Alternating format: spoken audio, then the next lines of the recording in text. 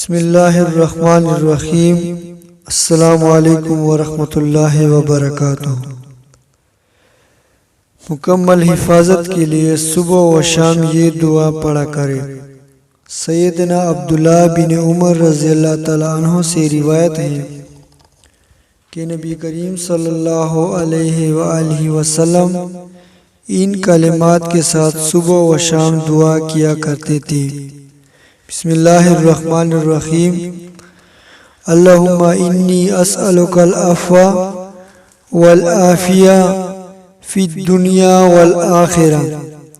اللہم انی اسألک العفو والعافیہ فی دینی و دنیای و اہلی و مالی۔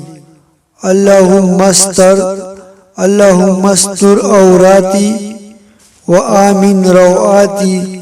اللہم احفظنی من بین یدی ومن خلفی وعن یمینی وعن شمالی ومن فوقی واعوذ بعظمتک ان اغتال من تحتی۔ اللہ پاک عمل کرنے کی توفیق دے، آمین ثم آمین۔